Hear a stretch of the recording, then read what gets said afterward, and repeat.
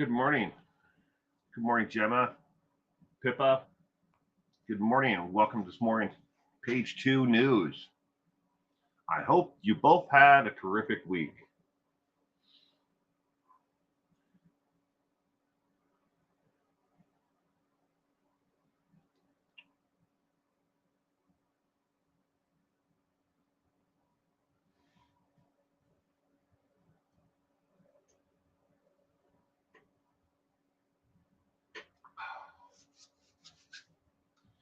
Waiting for it to warm up in here. Good morning, Francie. You might hear the noise in the background. That's a space heater that's going at full blast. I turned the heat and everything down yesterday and forgot to turn it back on this morning when I first came out here. Should have turned the heat up to like 70 and then left it, last night, but I didn't. I turned it down to 50 and it got down to 50. If not colder.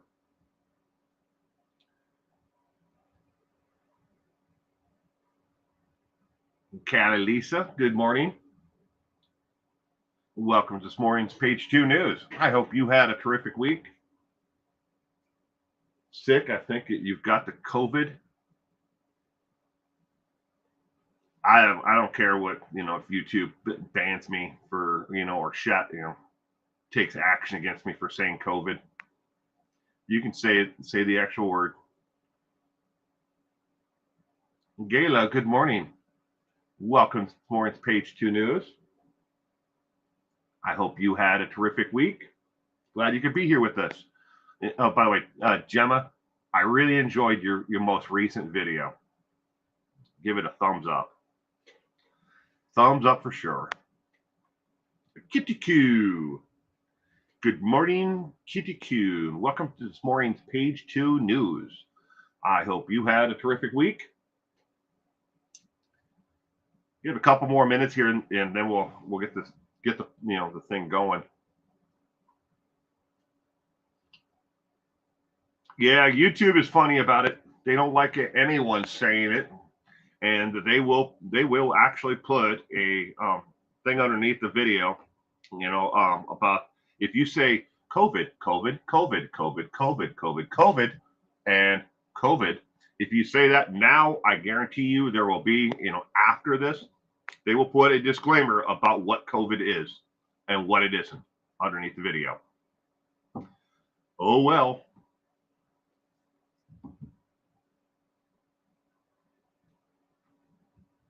You plan on doing a video on Kanye West autism debate?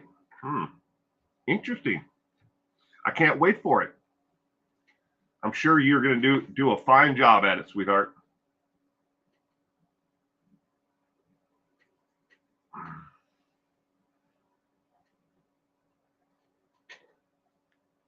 Oh, it's all right. I go through periods where, Gemma, where I want to play nice with YouTube and their algorithm and their sometimes draconian rules, but at other times it's just like, why? They have some rules that are out there that just don't make any sense to me or to a lot of people. So, all right, let's get this morning going. Page 2 News. This is the 245th episode of Page 2 News.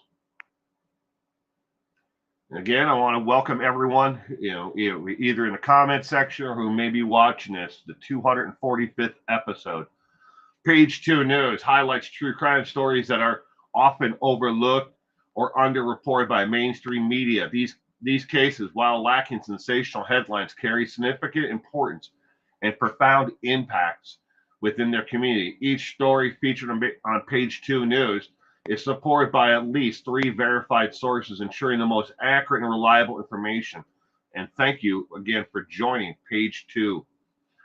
Shout out to last week's supporters of this content, Joe Tallchief, Gemma, and Dee Dee, for supporting this last week, the content from last week. Thank you very much again.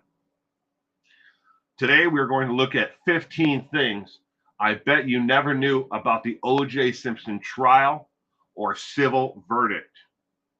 Not the trial, the civil trial, but the civil verdict itself. 15 things. And why is OJ in the news? Because of one thing that I will get to at the end of the actual 15. So let's start off with counting down from number 15. Judge Lance Ito's wife, Margaret York, was a captain in the LAPD and had connections to Mark Furman, the police officer who they put on the stand, leading to questions about her impropriety.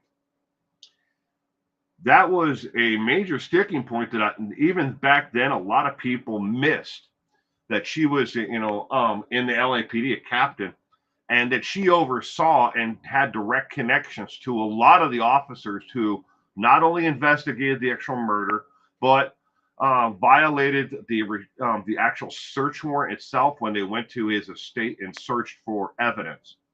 They didn't receive the warrant in person to serve it to his maid at the home. They just entered the home anyways because they knew that the warrant was coming.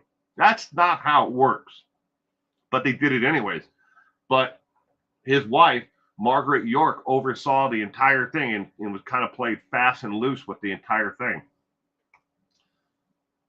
Number 14, the jurors were cut off from their families, monitored during TV watching, and had limited outside contact, making it one of the longest sequestrations in U.S. history.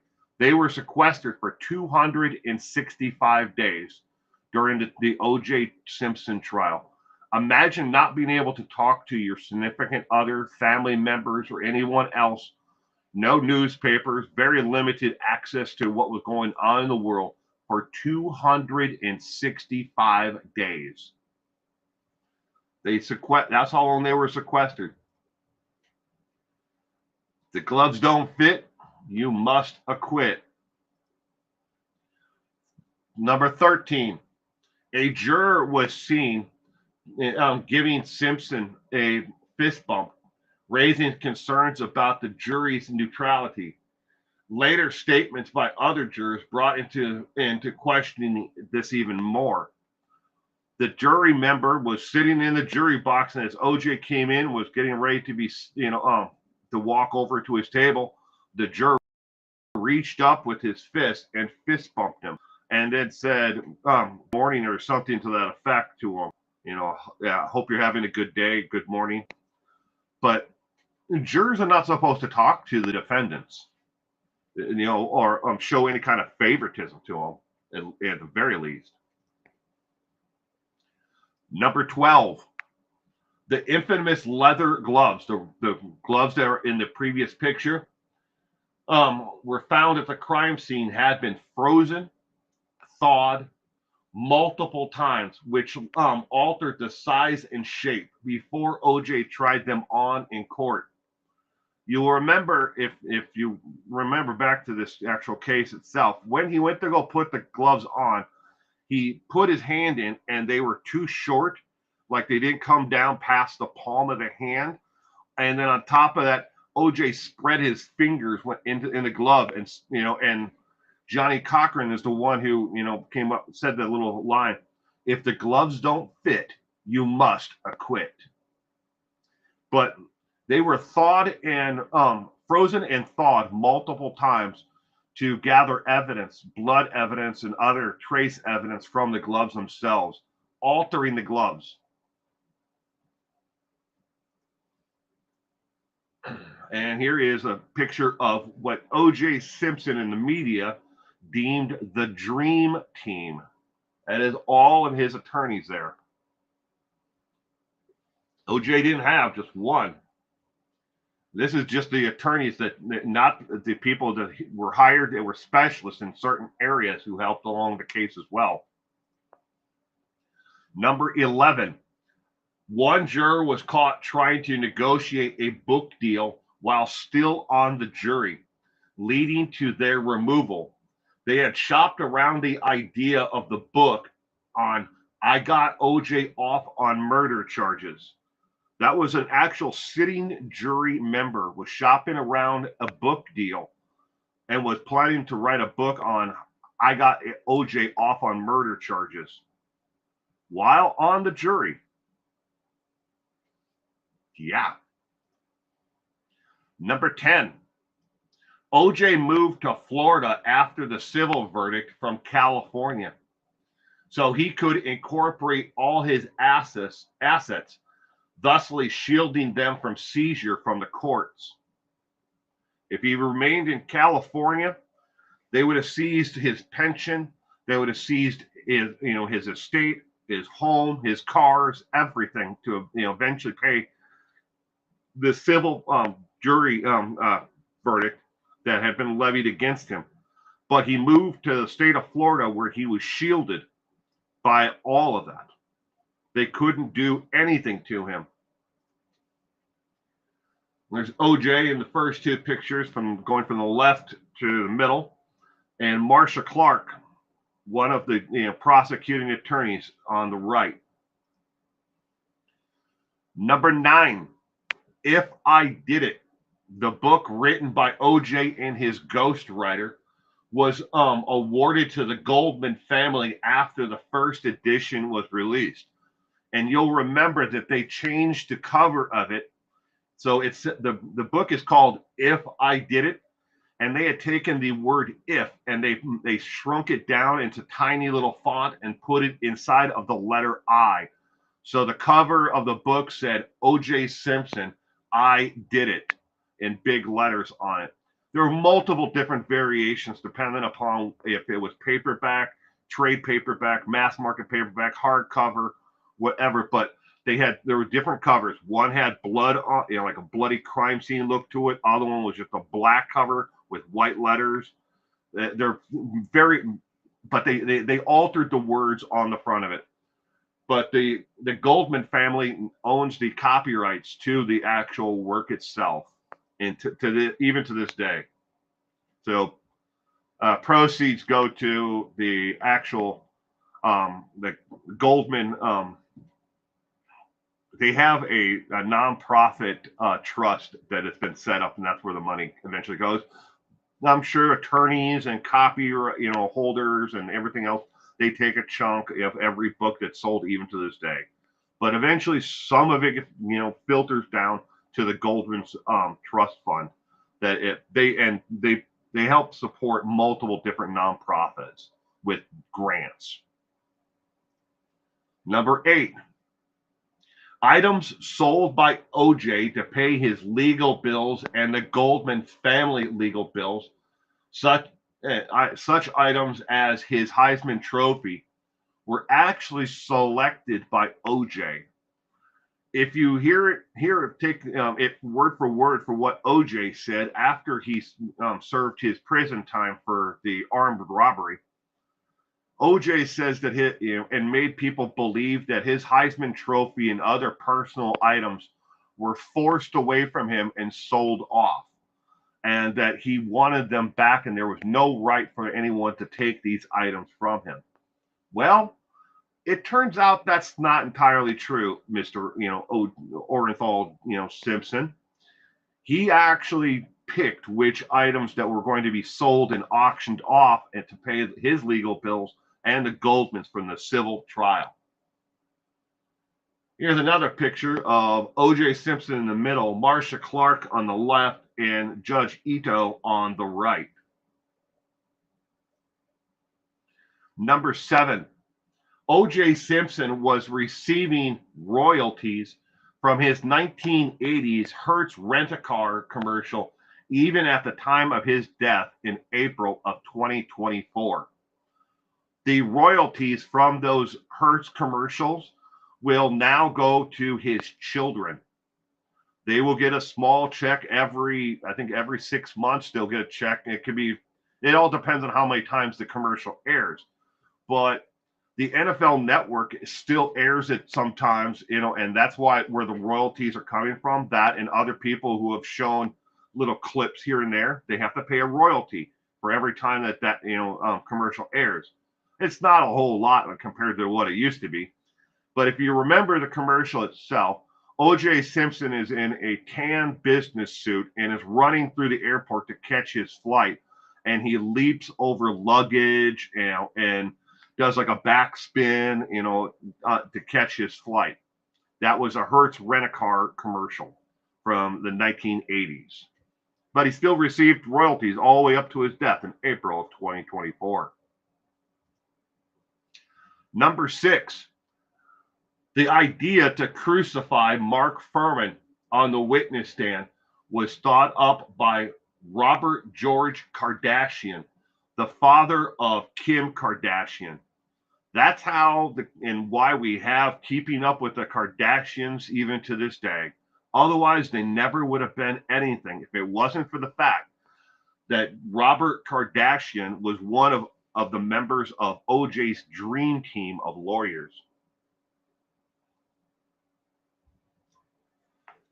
But he was the one that came up with the idea of digging up all and everything and anything that Mark Fuhrman ever said or ever did as a law enforcement officer. And it was damning, very damning in the case. Remember, the jury for O.J. Simpson consisted of 9 African Americans, 2 white people, and 1 Hispanic. That was the jury that O.J. had for his trial. You can make whatever you want from that, that information. But anyways, another one of Marcia Clark. You'll notice that throughout all the pictures of Marcia Clark, she changed her hairstyle and her clothing over and over again throughout the trial. And she actually did catch some slack, at a couple of different times because of different outfits that she wore by the court, by Judge Ito, who said, you've got to calm this down, and be respectful of the court. Number 5, some of the sports memorabilia that OJ and his friend tried to steal back in that motel room, what they eventually got him sent to prison, was actually stolen and sold off by Kato Kaelin, who was a B-rated actor who lived in the pool house on the property. Kato Kaelin. He did some even after OJ went to, got off on the murder charges eventually, but and then the civil case itself. But while he was sequestered, and all this, the original trial was going on, Kato was looting the house of certain items and selling them off. Not like, on the open market where anybody would have known, but it was all small items, like memorabilia from when he played with the Buffalo Bills. He sold these items off. And when OJ and his friend went to that motel room, and if it wasn't for the fact that they brought guns with them, and it was because they got the gun enhancement on him, he wouldn't have served that much time in prison for the actual robbery itself. But they did, so he got the enhancement for it. But some of those items were actually sold off by Kato Kaelin while he was living on the estate. Number 4, at the time of his death in April of 2024, O.J. Simpson was not receiving any royalties for his role in Naked Gun, the movie Naked Gun. He had transferred all of the rights of, for that movie to a friend of his. I can't tell you which friend. That's all it says in the autobiography, is he transferred the rights of, and royalties from the movie to his friend to pay back a debt. It does not list what friend he actually transferred those to. But he wasn't receiving any royalties from Naked Gun. Here's a picture now on your screen of the the prosecution team, and all the way to the left is Mark Fuhrman, the LAPD officer that Kardashian had grilled on the stand, and made out to be, a complete racist, a-hole. Number 3, before murder and after prison, the only people O.J. Simpson ever supported were his kids. And he did that extremely reluctantly, sometimes being up to 8 months behind in his actual support money that he was supposed to give for the care of his own children. They didn't, please understand, none of OJ's children or anybody who was connected to this was poor or worried about where their next meal was going to come from.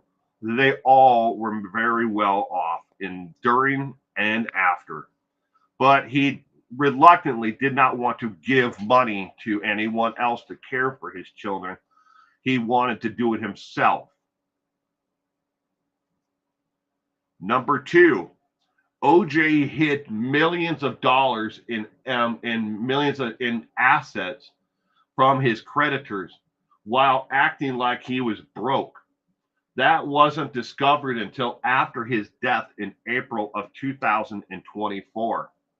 He hid money all over the place and assets underneath a false business name. Nobody knew it or could track it back to OJ because he, in the state of Florida, he was shielded from actually having to tell people what he owned or where his assets were. But he acted like he was penniless for quite a long time. This is the Goldman family during the actual trial for the murder itself. And number one thing I bet you didn't know about O.J. Simpson and the verdict around the civil case for wrongful death.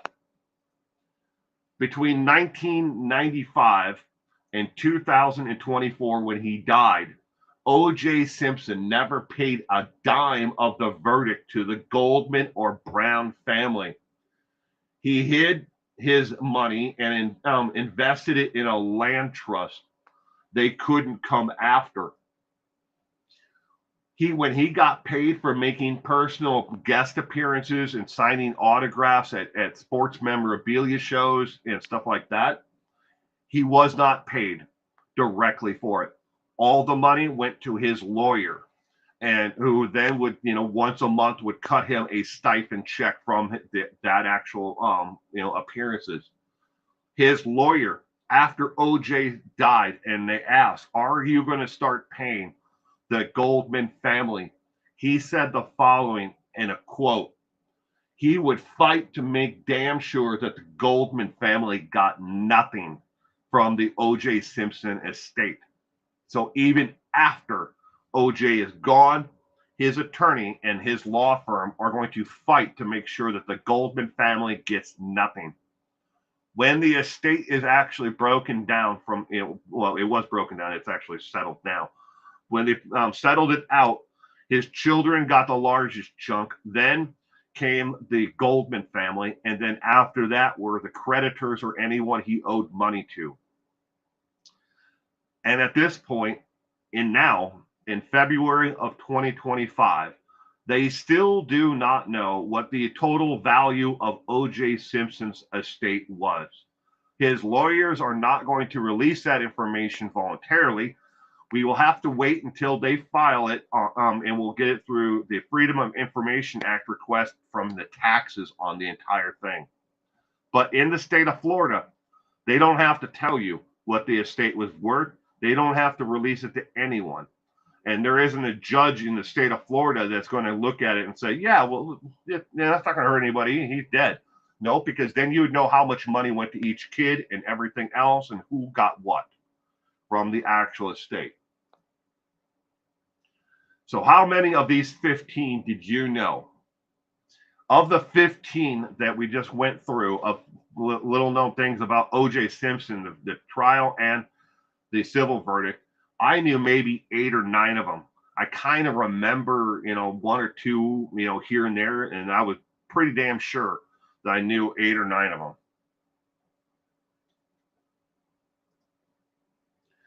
Serial killer corner.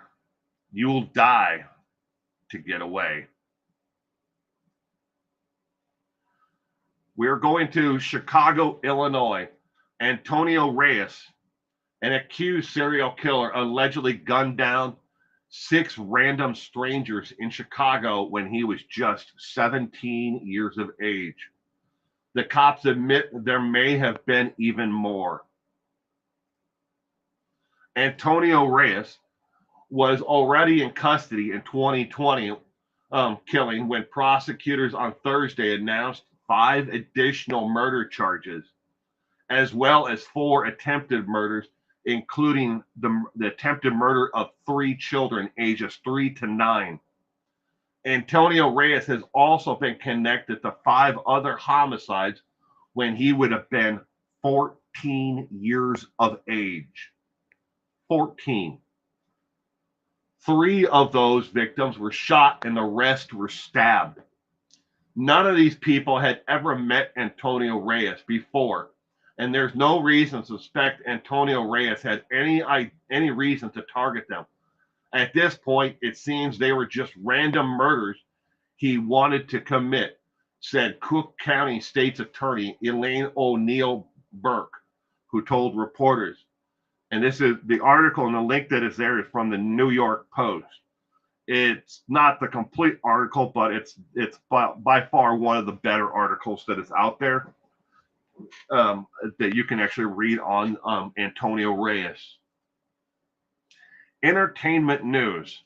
Unfortunately, I do not have anything for entertainment news this week. I was not able to confirm the 2 stories before this airing.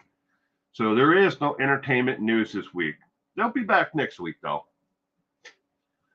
Real or fake news. Your task is to identify the real news story. I'm going to present you with 3 news stories. 2 of them are fake. 1 of them is real. Your job is just to pick out the real story, either A, B, or C. You don't need to tell me or the world, which ones are fake. Just see if you can determine which one is real. And with that, here is story A. Story A, Major League Baseball has lifted the 67-year ban on players being traded from one team to another while the game is between them is ongoing. Give you an example of what that means. Say the Atlanta Braves are playing the New York Yankees, and the 2 owners decide that they want to trade first basemen. After 67 years, did they decide that they can actually trade these players during the actual game while it's ongoing? So the first baseman from the Braves now moves to the Yankees, and the Yankees first baseman moves to the Atlanta Braves. Is this the real story, or is this one fake? Story B, the New York Yankees have lifted their self-imposed ban on players wearing beards after 49 years. The original ban was to keep hippies off the team and to make sure that players were clean-cut All-Americans, according to George Steinbrenner, the owner. Is this story real, or is this story fake? And story C is the Cleveland Guardians, formerly the Cleveland Indians of Major League Baseball, have decided they can't win anything. So they will just stop trying. Game tickets will now be priced at, how much do you think is a fair price? You tell them what you think a fair price is, and they'll sell you the tickets if it's agreeable. They'll also come with free parking, 4 hot dogs, and 4 Cokes, along with your ticket. Is this the real story, or is story A or story B the real story? I will give you a few minutes to think about each story, whether it's real or a deep fake.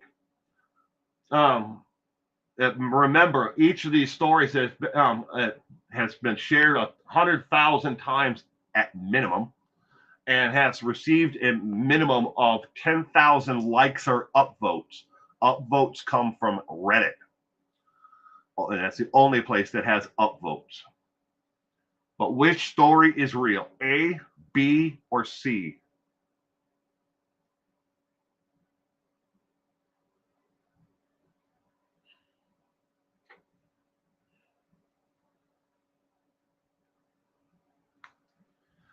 like cruise up here and say hello to some people that I missed. Good morning, Miss Kay, and I see you. Good morning, and welcome to both of you to this morning's Page 2 News. I hope you both had a terrific week. Sorry, I wasn't paying attention to the comment section. Kind of hard to do it when you'll read along at the same time. But I'm glad you both were here. And to anybody else who's who here watching this and following along but hasn't commented, good morning and welcome to Page 2 News, the 245th episode. Okay, which one of these stories was real? A, B, or C? Which one is real? Pippadot is stoked. Well, the real story is, in fact, story B, or number 2, is the correct story. George Steinbrenner and the Yankees have decided that they will lift their ban on players who wearing beards. Up until recently, you were not allowed to have a beard. You could grow a mustache if you were a player on the team, but it must have been trimmed and well cared for. It couldn't be shaggy. It couldn't be excessive. Now, there have been history of players, who did play with beards before, and there are ones that had, extensive mustaches, and stuff like that. But he put the ban in place 49 years ago and said, no more beards, no more, handlebar mustaches, nothing. You will look like good, all, clean-cut Americans, and I don't want no hippies putting on the pinstripes. So he's lifted the ban after all these years. Harmless self-promotion. If you're watching this, I have no affiliate links or to promote or products to sell you under false pretenses. You can consider, making a donation to, support this content. A new feature each week is I'm going to answer 1 or 2 questions that have been asked of me either in the comment section of the previous week or have been asked of me in the comment section during a live stream. First question is, on a recent stream, you said that donations help keep your channel alive. So what percent do you get from each weekly? Asked by Timothy K. The answer is this. Here it is, broken down for you. 62% of my revenue comes from ads that are served on the sidebar or overlays, skippable ads, whatever, but ads from AdSense. 13% comes from PayPal donations, 9% from Patreon membership, 7% from super chats and super thanks, and 9% from channel membership on YouTube. I never, come out and say, donate now. Donate now. Here, donate. I don't do it in videos at all. Yeah, there might be a harmless self-promotion on a live stream like you just saw, but that's as far as I ever go. I am not going to have a scrolling link for you to click on or anything else. I don't ask for it, but I'm dependent upon it. Next question. Since corrections was removed from your Saturday coffee stream, how can I find it now? Asked by Margaret L. The answer is, I moved the corrections when needed to the comment section of streams and videos, and it's pinned at the top. So you see a video, you scroll down to where the comment section is. If there's a correction, it is labeled with a star, correction, all in caps, star, and then I type out what the actual correction is if it's needed to be done. But that, instead of it being on Saturday morning, during the stream and telling you, here's the corrections that, people are demanding that I do. Well, that's where the corrections have been moved to. The actual content itself, if there is a correction that needs to be done. No, I'm not going to, reply to the people who just, thought it'd be funny to spam me with 10,000 things about, how I look and how I sound. So, sorry. If you have a question and you want it answered, you can ask it either now in the comment section, or if you're watching this after it's been alive, you can ask it in the comment section there underneath the video, and I will try to answer it. Tomorrow night for trivia, we are answering 20 questions about Jeffrey Dahmer. Jeffrey Dahmer is tomorrow night's trivia subject. That is at 5 p.m. Pacific Standard Time, 6 p.m. Mountain, 7 o'clock Eastern. Again, Jeffrey Dahmer is tomorrow night's trivia content.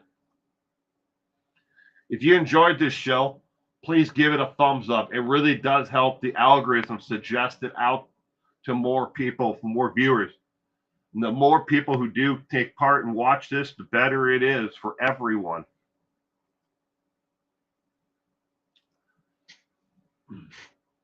And that's it. That is all of Page 2 News. No to the beards in baseball. Yeah, that was a self-imposed rule that only George Steinbrenner, put in place.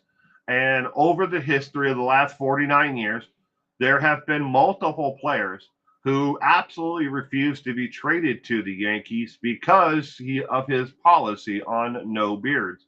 Maybe they had a beard at that time and they were deciding between two teams. They said, I'll pick Team B over being traded to the Yankees, or signing a free agency agreement to go to the Yankees over another team that doesn't have these, policies in place about beard. Another policy that George Steinbrenner has that every single player on his team must, and besides no beards up until recently, is every single player and bat boy and anybody else who is seen in the public and is a symbol of the actual Yankees and everything else, they must have a tailored suit. Even the bat boy must have a tailored suit. If it's a female, and they do have some girls who are bat girls for the baseball team, they must have a female version of a tailored suit. It's required. They're the only team in Major League Baseball that requires it.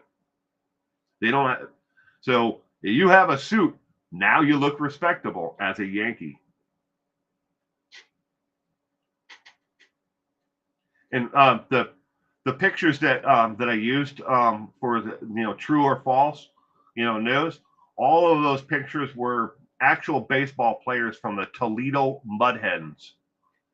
And the third and final one was Frank Viola, pitcher who actually pitched in the major leagues and was on the Minnesota Twins World Series team twice. Frank Viola. Will, please tell us what you think about Gene Hackman's death. Sad that him and his wife and their dog died.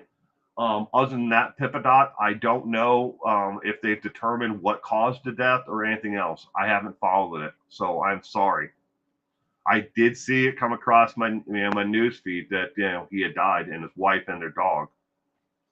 So.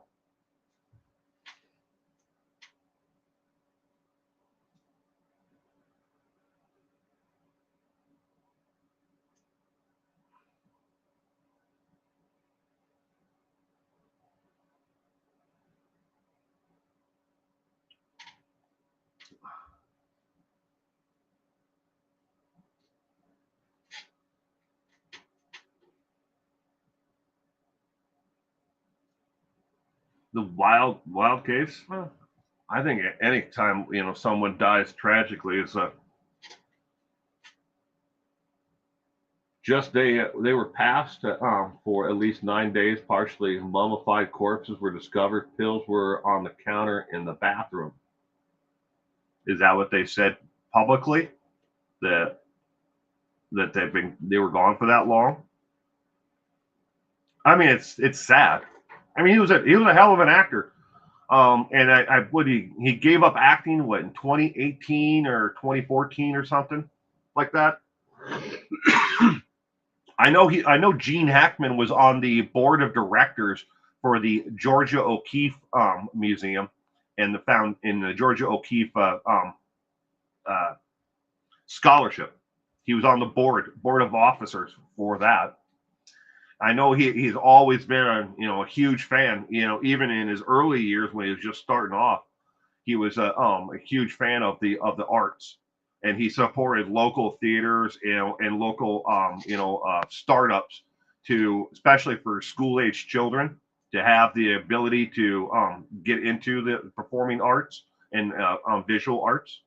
So, but he's always been a huge fan of that, and unfortunately, losing a benefactor and somebody who cares, like that, is, well, it's pretty, hard pill to swallow.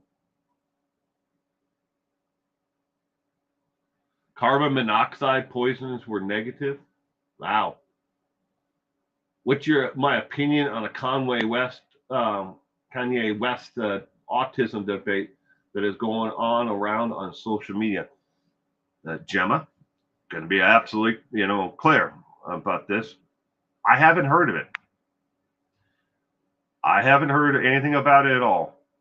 But I look forward to your video on it, so I will learn something about it. Could it be possible he found her, then he had a heart attack? I guess anything's possible. We'll have to wait and see, I guess, Pippadot.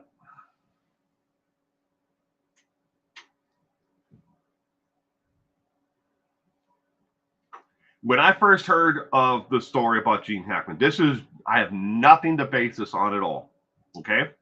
The first thing that I heard about Gene Hackman passing away, his wife passing away, and their dog, the very first thing that I thought of was something like carbon monoxide poisoning or something along that lines. I can understand, all right, the one dies and then the other one has a heart attack about, over, the grief and everything else causing that. But what caused the dog's death? Did somebody do something to the poor dog? No. And that was the first thing that came to my mind when I first saw the article. All right. But I have nothing to base that on. That was just what my thought was when I first saw it. And I haven't had a chance to, to really read into it, or dig into it any at all. But West has done several interviews saying he has been diagnosed, but I'm not so sure.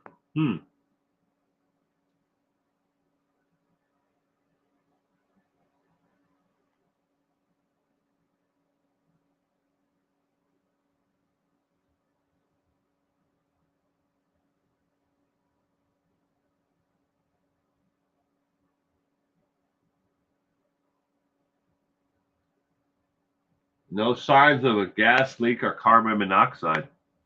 Well, I mean, I guess that would have shot my theory out of the water if there was no gas leak or carbon monoxide, or was it a double suicide?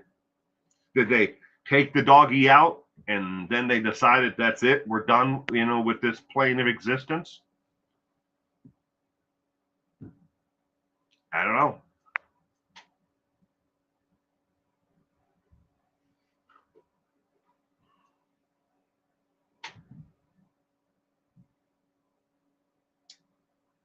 I hope the doggy didn't suffer whatever happened to the poor little guy or girl, dog, female.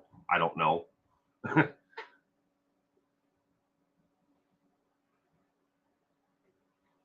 Ivory Lady, good morning. So Gene Hackman passed away on the 17th, according to his pacemaker activity. Yeah, my mother has a pacemaker defibrillator. It's all one unit. And she's got a docking station. I don't have anything close to its size. All right. I guess we'll use this coffee cup as a reference to the size of my mom's docking station. You don't actually take the pacemaker out and dock it on it, right? It communicates. Her pacemaker communicates with the docking station, and then via Bluetooth sends a signal and information to her doctor's office, her cardiologist, about how, and what's going on with her pacemaker, and her heart rate and stuff like that, vital information. So they're able to track it. Now, if his pacemaker stopped on the 17th, transmitting any kind of activity, and that means he was dead. I mean, that's sad, because that means that he was in the house for what, 9 days, right? 9 or 10 days, somewhere in there, before they found him. That's sad. And if you've never read up on decomposition of a human being, um, there's a really good YouTube channel, the Mortician, and she goes into she has at least one video where she talks about the different stages of rigor mortis, and then the relaxing of the body and everything else. It's pretty graphic, but just warning you, she does a really good job of talking about it and breaking it down.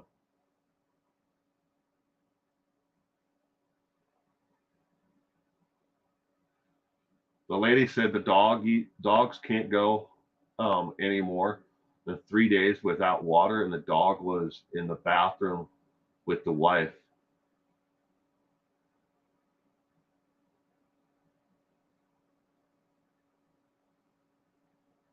My granddad passed away on the 19th, so 2 days after Gene. Wow, I'm truly sorry about that, Gemma.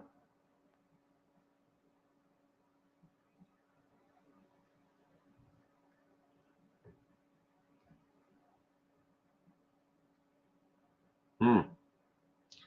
Well, I guess eventually it'll all come out. Hopefully, sooner than later, and we'll know really what happened to Gene Hackman, his wife, and the dog.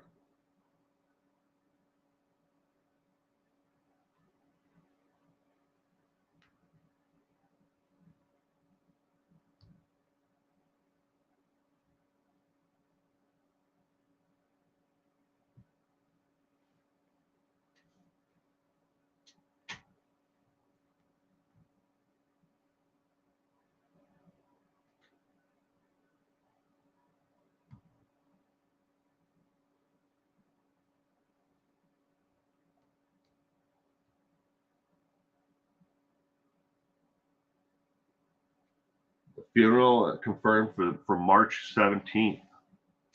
Hmm.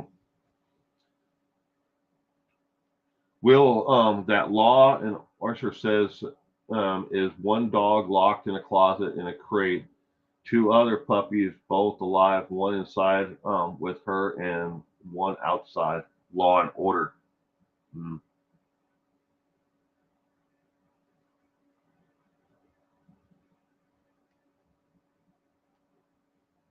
I'm sure somebody's, like maybe Law and Order, or whoever, is probably on it, and they're probably getting firsthand information from the crime scene investigators.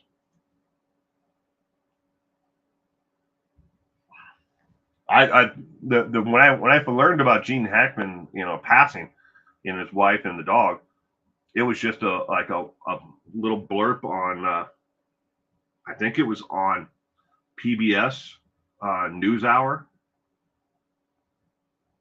my local affiliate PBS station. Well, maybe I saw it on Ground News. It might have been one. It was one of the two. I know it was, but I didn't bother to even click on it to read up on it. I was just like, oh crap, that's sad. I mean, myself. I mean, of all the different roles out there, what was your favorite Gene Hackman role? Mine has to be what he played, Lex Luthor in Superman.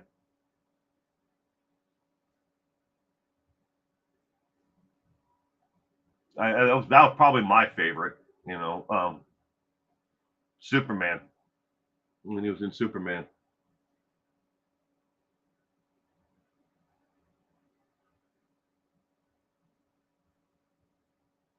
The toxicology reports are not as fast as people would love for them to be. A lot of people, out there in the true crime, genre, and fans of true crime, they have what it's called, like a confirmational bias. They believe they see it on television, Law and Order, and all these other shows, where the entire case happens and is solved in 30 minutes. And they believe that a toxicology DNA, evidence can be, repeated and verified in a very short period of time. It takes a lot longer than you would believe, because you have to check it multiple different ways, and there's and then there's the you have to get it, you have the chain of command, then there's the the testing, and then there is like not one simple test. You have to test it multiple times if possible to to make sure it's conclusive. It takes the time, and I'm sure his case is not going to jump right to the front of the line either. And the lab is already probably backed up to, as much as, or more than they can handle.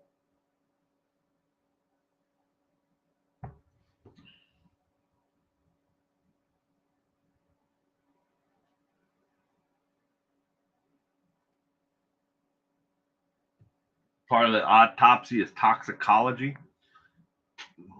Are they requesting an autopsy? Is that mandatory? Because it's not not my state. In my state, unless the family requests an autopsy, autopsies are not performed. And the family has to either initiate and ask for it, or the death must be under what's called suspicious circumstances in my state. Now it's not just for my state, that's a lot of different states, but in my state in particular, I'm speaking of, they that's the only way they do it. And then on top of that, there are religious exemptions from it. Certain religious groups will not allow an individual to have an autopsy done, regardless of how they died, if it's suspicious circumstances or whatever. So I just saw a funeral home video, very scary. They said 3 parts of autopsy: viewing of outer body and viewing remote organs, and then finally toxicology. Huh. There's a Wired interview. What do they call it? Wired autocorrect interview, or something like that, or support. I love watching them, but I can never remember how they actually call them. But they have different people from different professions who come on, and then they talk about like a mortician. And there's this guy who's he was a mortician, and he talks about all the different things that go into it. And here's the body, we get the body, we go pick it up, and we bring it back to the mortuary, blah blah blah, and all the different steps they have to go into before the body will then go to the funeral home, before embalming and everything else. There's so many steps in there and so many people. You just don't like take the person, stick them in a coffin, and then away they go. It's not that simple.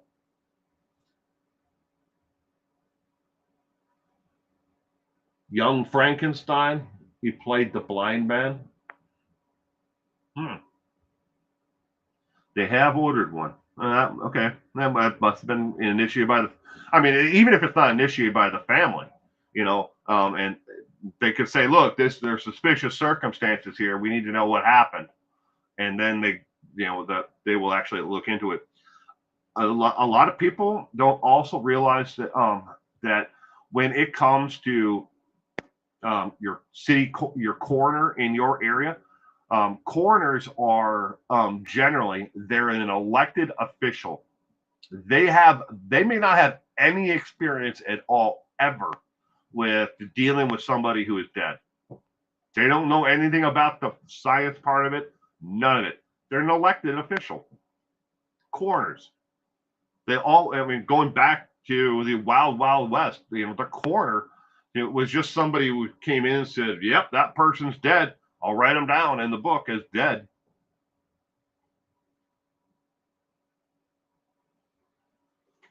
Good morning, broken justice.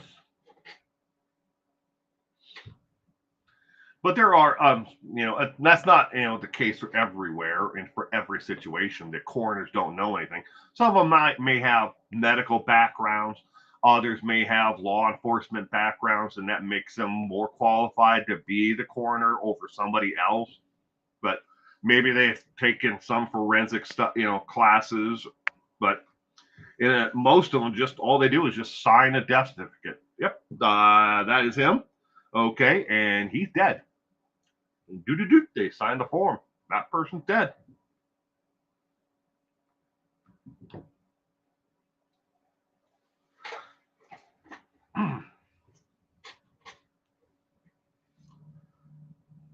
Now, what a week, different 7 days. So last week when I did this live stream, it was 30-ish degrees outside. Right now, outside of my door, it is 46 degrees in a week. I can deal with 46.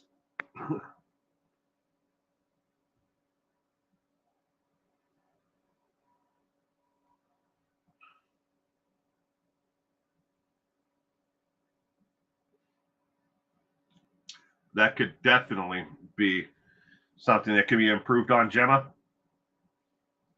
Me and my wife and my mother-in-law and father-in-law, we've all had the conversation, regarding my son. And so far in his life, he hasn't had to deal with the loss of anyone that's close to him. And how do you explain let's just take him off the spectrum. Let's just say he's just a child, of his age. How do you explain the loss of a loved one to a child that young? Now, throw the spectrum in there as well. How do you explain it to him? I was, talking about my son, about loss, and that if somebody close to him dies, grandpa, grandma, mom, me, whoever it might be, sister, whoever, is close to him dies, knock on wood and hope that nobody does die. But how do we explain it to him so he can understand it? He understands a lot more than that people give him credit for, but it's hard, and because he doesn't take in the information in the same way as other kids do. So funeral homes and other places like that, yes, it definitely, the world as itself needs to improve the way that we communicate loss to other people, and making things more accessible, for people with physical and mental barriers, for dealing with loss. Everything is so regimented, in such a way that they don't want to deal with it. It's like, okay, they're here, they're gone. I put them in the ground. Their job is done. From the funeral home side of it, I think we could do a lot better if we, as a society, if we sit down and actually talk about death. A vast majority of people will never pre-plan, for their ultimate demise. And none of us gets out of this life alive. That's the honest truth. Tomorrow, it might be one of us who are in this comment section now. 10 years from now, it might be, 5 or 6 of us who are not here anymore. But we're all going to eventually die, but nobody wants to talk about it.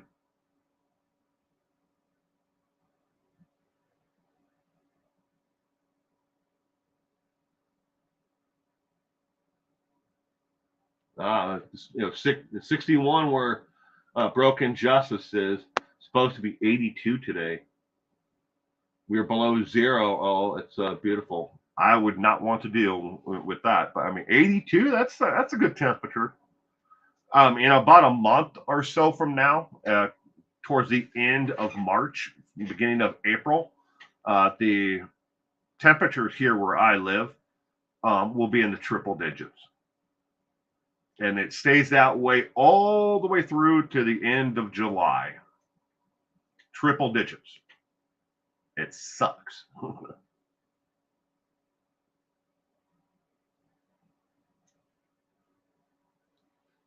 Here, the sign of medical certificate, the body isn't removed from the home until then. Where you are, Miss K, someone needs to sign the death certificate there. Yeah, they here where I live, because I've actually talked to quite a few of the former coroners. What they go to a home, say there was a death and it's not under suspicious circumstances, so no investigation is needed. Maybe the person was in a nursing home or wherever. They die. They go in. They document there's no pulse. There's no signs of life. They move the person to another gurney, and then to wheel them out. And they document the condition, rigor mortis, anything else, body temperature, all that stuff there to determine how long the person has been dead.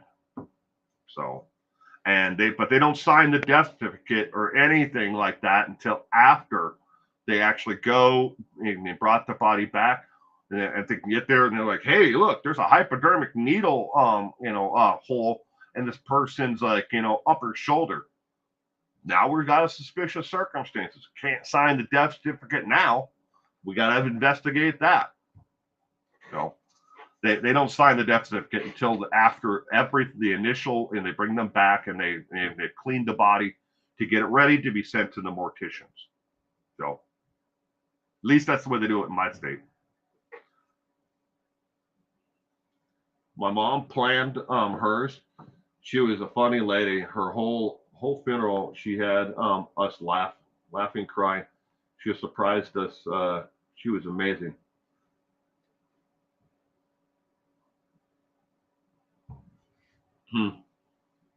Their brains aren't nearly developed.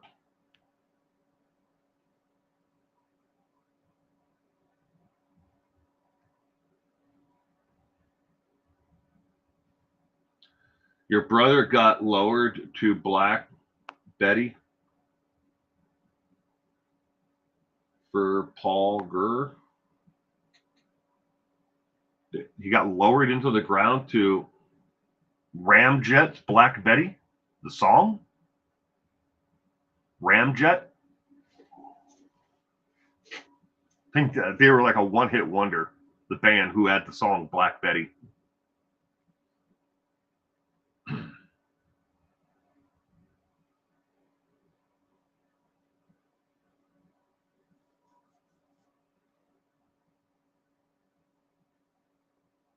Yep, we're all headed toward the grave. That is true. None of us gets out of this life alive.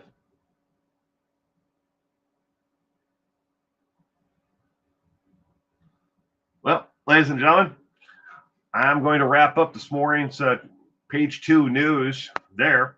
Again, if you liked it, give it a thumbs up. If you're watching this afterwards, leave a comment down below. If you didn't like it, give it a thumbs down. It's all an interaction, and all it does, the thumbs up and thumbs down, is just shows that that somebody was watching it and they liked it. Took a couple of seconds out of their day to either upvote it, give it a thumbs up or give it a thumbs down. It doesn't really do anything to anyone's video ever. You could sit there all day long and hit the thumbs down on a million different videos. It isn't going to do anything to the video. All it is their interaction. That's the world we live in.